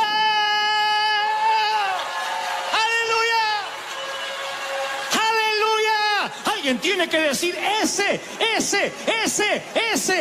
mi Dios. Dios de los valles. Vamos, aplaudan, celebren, hay algo está pasando, algo está ocurriendo hoy. La gloria de Dios está aquí hoy. No encuentro en las Escrituras otro episodio que refleje tanto lo que a veces nos toca pasar en la vida. Primero perdemos la visibilidad, el destino, la visión. Hace años que no soñamos, que no visionamos, que no decimos tengo la esperanza de que cosas buenas van a pasar. Después sentimos un frío en el alma, metafóricamente hablando, una sensación de vacío, de desdén, sentimos ansiedad. A eso se suma que no tenemos ganas de hablar con nadie, queremos nada más que salga el sol. Se confluyen todos los elementos para hacernos sentir tristes. Decimos, si yo tuviera que lidiar contra la falta de visión, de visibilidad, podría, pero a eso se le suma el frío y la tormenta y la nieve. Siempre, insisto, individualmente haríamos frente, estaríamos fuertes para enfrentar lo que venga, pero esos elementos cuando confluyen colectivamente son formidables y hacen que no podamos luchar. Estás impaciente, quieres salir, no puedes manejar tantos frentes a la vez. Así que regresemos a la historia de Pablo, el naufragio de Pablo o el presunto naufragio de Pablo. El versículo 20 de lo que relata Hechos 27 dice, parece una sentencia de muerte, dice: como pasaron muchos días sin que apareciera el sol ni las estrellas. 14 días estuvieron sin sol ni estrellas de noche, con nubosidad todo el tiempo. Como la tempestad seguía arreciando por 14 días, 2 semanas, perdimos toda esperanza de salvarnos. En 14 días. 14 días sin sol en alta mar te quitan la esperanza de vivir. 14 meses sin sol en un matrimonio te quitan la esperanza de continuar. 14 años sin sol en una empresa, en una compañía o en un país, te quitan las ganas de soñar. Sean que sean días, meses, años u horas, te quitan todo vestigio de pensar que vas a salir adelante. 14 días dando tumbos, el océano retumbó, chapoteó, rugió. Los marineros se rindieron. Y cuando los marineros se rindieron, dice Hechos, que tiraron todos los enseres, alivianaron la nave, porque la nave cuanto más pesada, cada vez que parecía que se daba vuelta así, parecía que si se ponía vuelta de cuajo, se ahogaban todos. Dijeron, para que esto sea más una cáscara de nuez que un barco tan pesado, alivianemos. Tiraron todos los que tenían barriles, comida, vino, todo lo que había arriba del barco, lo arrojaron al mar. Luego lo anclaron. Pero dice que el mar sacudía por 14 días la embarcación de manera tal que no había ancla que resista. Y ahí los marineros dijeron, nos vamos a morir. Y cuando los marineros se rindieron, Pablo va a hablar.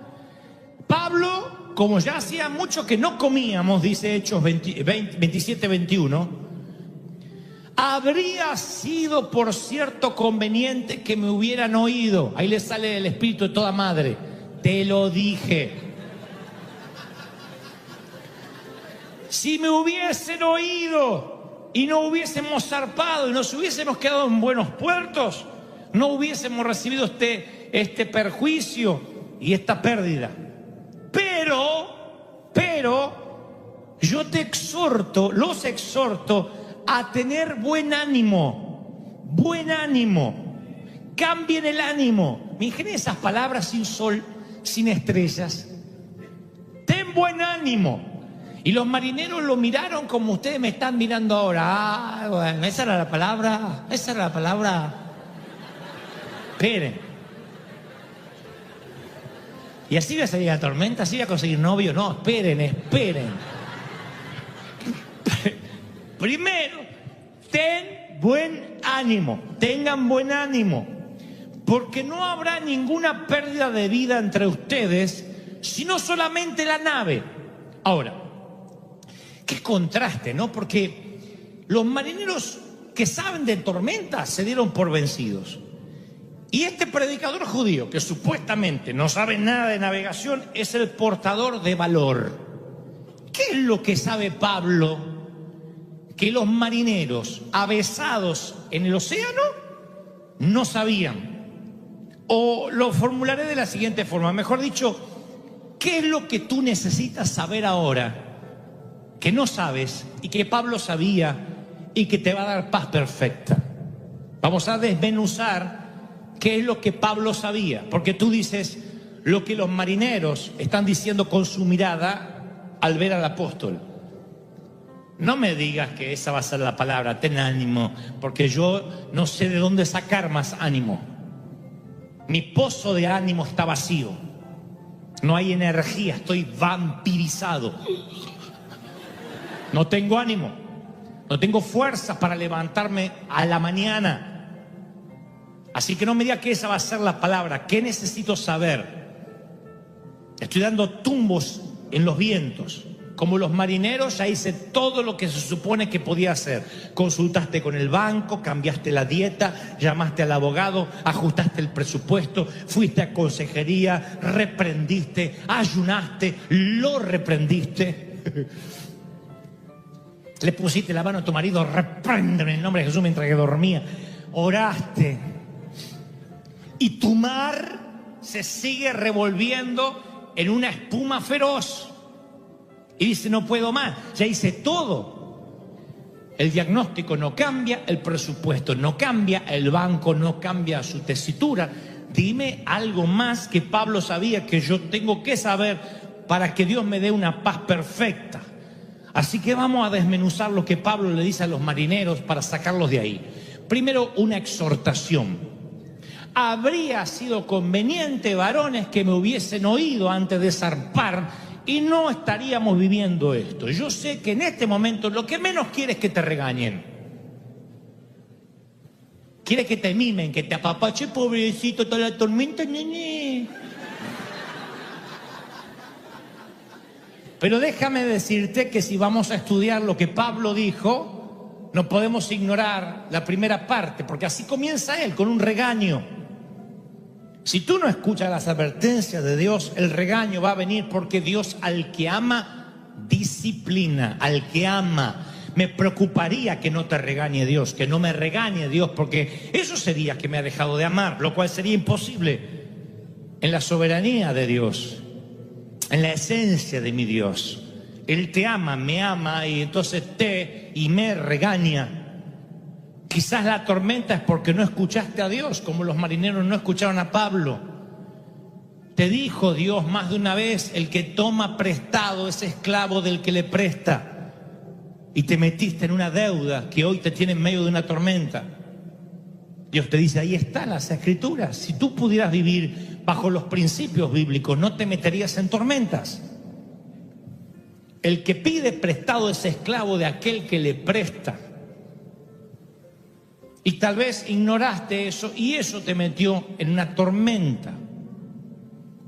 Aprende a vivir con la dádiva diaria, y te metiste en un auto para tener el lujo de tener un auto nuevo y mandarte la parte, y es un auto que hoy no puedes sostener ni pagar, y vives en una casa que no puedes pagar simplemente porque no seguiste principios bíblicos de saber vivir en la escasez y en la abundancia. Eso es saber cuándo puedes acceder a un mejor auto, a una mejor casa, a un viaje que hasta el día de hoy estás pagando en cuotas, porque decía más, si hay que vivir el hoy. Sí, pero eso es una palabra de Dios sacada de contexto. Basta el día con su afán no significa no planificar. Porque el hombre que no planifica es semejante a aquel que, queriendo edificar una torre, no mira primero si tiene los elementos necesarios para acabarla, no sea que cuando no la pueda acabar y sea una torre a medio terminar, todo el mundo le haga burla. Está en la Biblia. Entonces uno tiene que planificarse concienzudo. Quizás estás en una tormenta porque no oíste. Te dijo el Señor que el sexo fuera del matrimonio ocasiona caos. Y aún así dijiste, pero bueno, yo soy hombre, yo soy mujer, no puedo controlar mis hormonas. Y entonces estás en una tormenta que no acaba más. Porque no solo entregaste tu cuerpo, sino tu alma e hicieron añicos con tu corazón. Y alguien abusó de lo más preciado que tenías, tu inocencia. Y hoy estás en medio de una tormenta por no escuchar las advertencias. Te advirtió el Señor que no abrieras las puertas de tu casa para el chisme, que tuvieras el valor para decir: no, yo acá no quiero escucharte más hablar mal de nadie, porque me hace mal a mí. Tira tu basura o tu diarrea verbal ahí, en ese tacho verde de reciclado, pero no aquí en mi mesa. Y no tuviste el valor y hoy estás envuelto en una tormenta de culpa. Así que siempre que estamos en una tormenta, Dios primero nos dará una exhortación. Si alguna de estas cosas te describe, entonces recibe la reprimenda de Dios. Estás en la tormenta, tienes que saberlo por tu salud mental. No es que Dios le agrada retarte, pero por tu salud mental y emocional tienes que saber que muchas de las tormentas en las que estás metido no es culpa del diablo. Pobre diablo, que a veces no tiene nada que ver. Pero no te aflijas, porque no te vas a ir con la reprimenda solamente. Ahora vienen 3 promesas que pueden darte paz en medio de la tormenta, en el mismo discurso de Pablo. Después de la reprimenda dice: pero el cielo envía ayudantes. Dice Pablo: anoche se me apareció un ángel. Pablo recibió una visita del cielo en medio de la tormenta.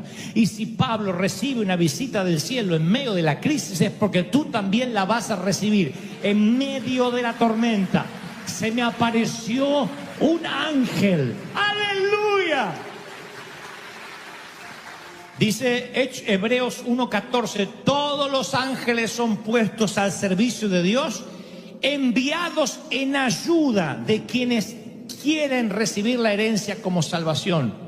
Los ángeles trabajan para Dios, no trabajan para ti, pero son enviados. Son la infantería, la caballería, el refuerzo, los ejércitos celestiales que son despachados para ayudarte, los refuerzos que vienen en camino cuando estás en medio de la crisis. En el cielo han escuchado tu oración, han escuchado tu clamor, y lo primero que trae una paz perfecta, o que por lo menos la empieza a construir en los corazones deshechos de los marineros, es: anoche el ángel de Jehová me visitó. Yo imagino, el ángel de Dios, un ángel del cielo vino. Yo me imagino a los marineros diciendo: acá, bajo un cielo gris, está diciendo que en la barcaza que se está por dar vuelta y hemos de perecer todos, aquí hubo un visitante del cielo. Hace 14 días no vemos estrellas, no vemos sol, lo único que hay es tormenta, y tú dices que un visitante del cielo vino. Eso es tan ridículo como pensar que llevas 2 meses yendo a la sala de cuidados intensivos a ver a alguien, y quien está allí en la cama te dice: ay, ¿sabes qué? Vino un ángel anoche. En serio, de verdad, aquí. ¿Sabes? Vino un ángel en medio de la crisis. Pero si no sabemos dónde vamos a vivir, nos van a quitar la casa. Sí, pero el ángel estuvo aquí diciendo: no teman, Dios me dijo que todo va a estar bien. Hay un ángel en medio de tu crisis. Alguien recibe la palabra, ¿lo crees? ¿De verdad que lo crees? ¿Ves? Ya te empiezas a sentir mejor después de la exhortación. Hay un ángel. Lo segundo que dice Pablo, que les va construyendo una paz perfecta a los muchachos, es: porque esta noche ha estado conmigo el ángel de Dios, de quien soy. ¡Wow! Ahí es cuando los marineros dicen: epa, este no es un predicador judío nomás. ¿De quién? De quien soy. Tengo un ángel del Dios de quien soy. Cuando tú vas a mandar a uno de tus hijos menores a un camp, a un campamento, a donde sea, en el colegio, a una excursión, siempre tienes que firmar formas, que eres la persona responsable. Y creo que cuando Dios permite que entres en una tormenta, Él firma una forma donde Él pone su nombre, y Él garantiza que a pesar de las tormentas vas a llegar sano y salvo a su puerto. Tú vas a llegar, porque tú eres su hijo y Él es tu padre. Ya no eres esclavo, sino eres hijo, porque Dios te hizo heredero. ¿Lo crees, sí o no? El Dios a quien soy. Así que el Dios de quien soy, el cielo, tiene un lugar para ti. ¿No te parece fascinante? Luego dice, esta noche ha estado conmigo el ángel de Dios, de quien soy y a quien sirvo. ¿A quién sirvo? Dios le dijo a Pablo que lleve el evangelio a Roma y aún no había terminado la misión. Así que Pablo sabía que no se podía morir. Pablo dijo, no me puedo morir. Porque Dios, cuando me subió a esta travesía, me dijo, vas a ir a llevar el evangelio a Roma. No es que Dios cambió de planes ahora. Y como yo tengo una misión, el barco no se puede hundir. Y quiero que sepas esto, aunque parezca algo infantil, tú no vas a vivir un día menos de los días que ya dispuso Dios. Parece una tontería, pero quiero que mastiquen y lo dijeran. Tú no vas a vivir ni un día menos de los días que ya dispuso Dios que vas a vivir. Dice la palabra en Salmo 139, 16. Yo no había vivido un solo día cuando tú habías decidido cuánto tiempo iba a vivir y lo habías anotado en tu libro. Lo único que tú y yo podemos hacer es cambiar la calidad de tus días y de mis días, pero no la cantidad. Los mensajes que Dios trae cada domingo acá es para cambiar tu calidad de vida hasta que Cristo venga, pero no la cantidad.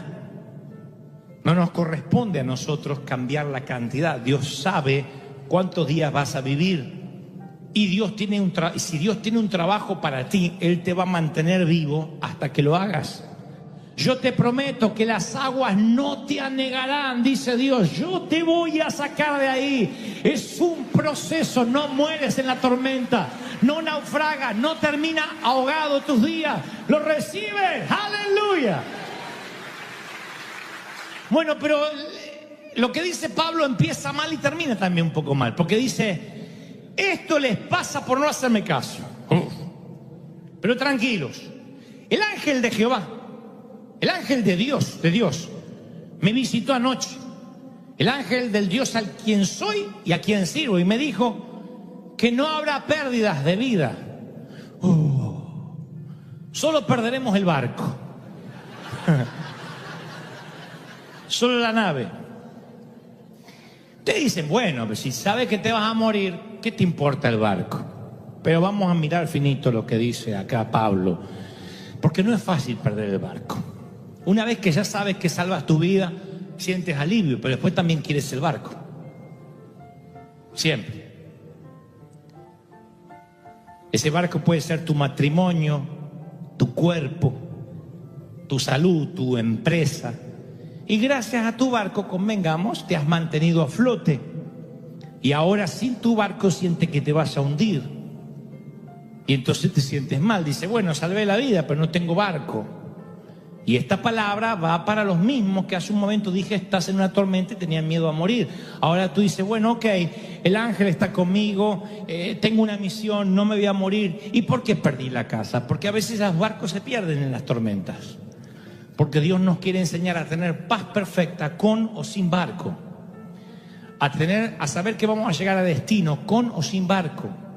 Tú puedes no tener una casa, vivir de prestado y sin embargo tener paz.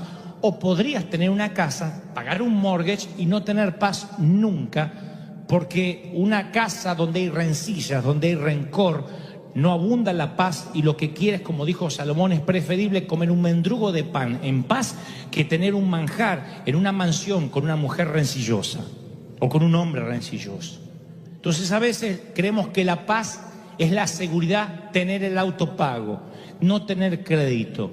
Si el dinero trajera la paz, entonces tendríamos aquí seminarios de economía, no de Biblia. No es esa la paz. El Señor dice, se perderá el barco. A veces por malas decisiones, por no escuchar una reprimenda, perdemos los navíos. Los perdemos. ¿Qué otra manera Dios tiene para enseñarnos dependencia divina si no es a veces dejarnos sin barco? ¿Cuándo es que aprendemos a confiar en Dios? ¿Cuando tenemos dinero? No. Si tú tienes un problema de baja estima, esto lo dije muchas veces y lo diré otra vez porque a veces lo olvidamos. si tú dices, yo lucho con la baja estima, sáname, Dios no te va a elevar la estima, va a mandar gente para que traten de dañar tu estima, para que tú la fortalezcas. Recuerden que cuando uno se da una vacuna, la vacuna es nada más que un concentrado de la enfermedad de la cual quieres combatir. Entonces te inyectan esa misma enfermedad en una baja dosis para que subas tus defensas, suba el umbral del dolor. Cuando tú dices, dame paciencia, Señor, dame paciencia, Dios dice a Satanás, como dijo al mismo diablo con respecto a Job, bueno, atácalo un poquito, atácalo un poco, que se le pare el auto, que la familia esté más rebelde que nunca, que la suegra se le venga a visitar, porque me está pidiendo paciencia. ¿Cómo vas a tener paciencia si no viene la manera para que tú la eches a andar a la paciencia? Si tú oraste alguna vez por fe, vas a estar en tormentas donde vas a tener que usar la fe. Si no, nunca vas a ver si tienes fe. Nosotros pensamos que tener fe es ausencia de problemas. No, tener fe es problemas y operar la fe por encima de esos problemas. ¿Sí? Entonces, ¿cómo vas a aprender a vivir en lo mucho y en lo poco si nunca tuviste poco? Si nunca perdiste un barco. Dios tiene que saber que tú vas a tener paz independientemente del dinero que tengas en el banco. Tu bolsillo no puede regular tu paz. Tu paz tiene que ser porque el ángel de Jehová te visitó anoche y te dijo, aunque pierdas todo, yo estoy contigo, dice Dios. ¿Cuántos reciben esta palabra? Díganme amén. ¡Aleluya! ¿La están recibiendo, sí o no? Yo estoy contigo, dice Dios. Esa es la paz perfecta. El Dios de quien tú eres, ¿tú crees que eres del Señor? ¿Cómo te vas a ahogar entonces? Noah Drew tenía 2 años cuando descubrió que no se hundiría para siempre. 2 años. La familia Drew recorría en su auto la corta distancia hasta la piscina del barrio. Iba tan despacito la mamá manejando tan lento el automóvil que los seguros automáticos de las puertas no se cerraron y Noah, que iba con su traje de baño en el asiento trasero, 2 años, abrió la puerta y se cayó.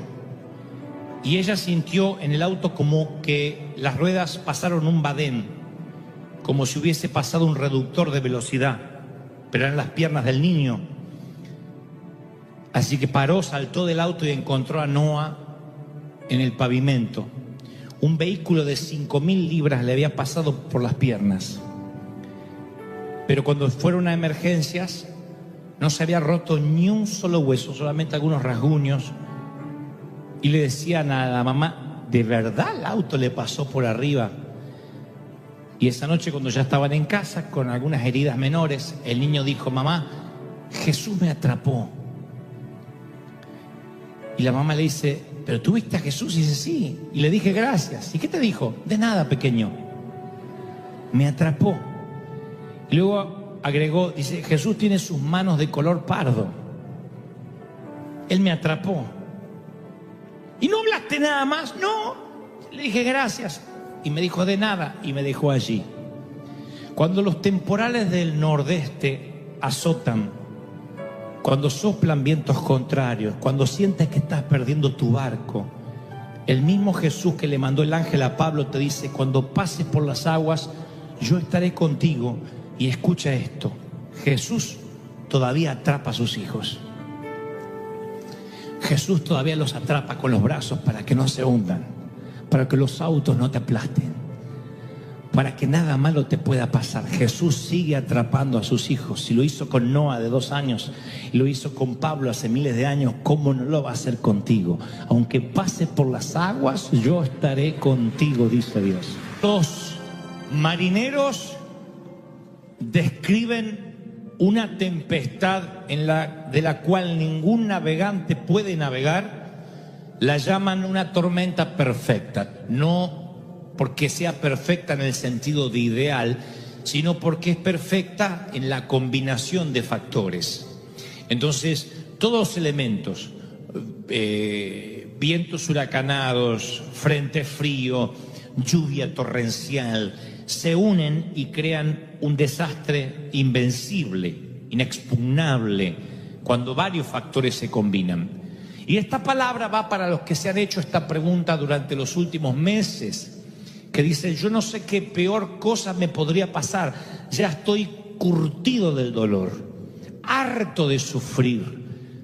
No tenemos descanso en nuestro alma, en nuestro corazón, y sentimos que no vamos a poder lidiar con tanta crisis, con tantos embates, con tantas olas furiosas y espumosas que vienen contra nuestra vida. Pablo, el apóstol, tiene una palabra para los que estamos o los que están viviendo esa situación. Dice: y la paz de Dios, se lo dice a la iglesia de Filipo 4:7, y la paz de Dios, que sobrepasa todo entendimiento, cuidará tu corazón y tus pensamientos en Cristo Jesús. Ahora, vamos a ubicarnos en tiempo y espacio. Cuando Pablo escribe este texto, él acababa de salir de una tormenta en el Mediterráneo. Había abordado un barco en Cesarea con destino a Italia. La palabra dice en Hechos que viajaba con él Lucas y también un hermano de Tesalónica llamado Aristarco. Viajaban en un barco que tenía prisioneros, cuyo destino final seguramente era el Coliseo romano. Atracan en Sidón, cambian de embarcación a un barco egipcio que transportaba cereales y salen a navegar a buscar otro puerto. Les cuesta mucho llegar a ese otro puerto. La Biblia narra que los vientos empiezan a soplar sin piedad. Dice el escritor: a duras penas llegamos a un lugar llamado Buenos Puertos, que de bueno no tenía nada, porque dice la palabra que no podían pernoctar ahí. Los barcos, en ese entonces, el barco egipcio que transporta cereales, que trae a Pablo, medían unos 30 metros más o menos, pesaban unas 1000 toneladas, pero no estaban diseñados para navegar bien en las tormentas en los tiempos del Medio Oriente. Esto lo dicen los libros de historia. Hay un libro antiguo que describe los peligros de navegar en ese momento del año y dice: hay una luz natural muy pobre en invierno, noches largas. Vayan imaginándose lo que es estar en una embarcación de esas. Luz natural de día muy pobre, como si hubiera una bruma continua, ¿no es cierto? Además de eso, noches largas, muy largas, que no se terminan más, nubosidad densa, escasa visibilidad, o sea, no ves nada, vientos, lluvia y nieve doblemente fuerte. Y Pablo, que conocía lo que es la travesía invernal, cuando están en Buenos Puertos, le dice a los muchachos de la embarcación, incluyendo a su capitán y contramaestre, o sea, segundo a bordo, le dice: no salgamos, porque vamos a poner en peligro la embarcación, lo que está dentro, nuestras vidas. No está bueno navegar acá. Pero ninguno de los tripulantes quería quedarse a pernoctar en Buenos Puertos, que de bueno no tenía nada. Dijeron: no vamos a quedar acá, vamos a salir igual. El capitán no escuchó a Pablo, hizo caso omiso a las advertencias del apóstol, porque para el capitán Pablo es nada más que era un predicador judío, así que dijo: ¿qué sabe este de navegación? Y dice en Hechos 27:1, así que levaron anclas y zarparon hacia otro puerto. Y allí la palabra describe que no mucho después, días después, la nave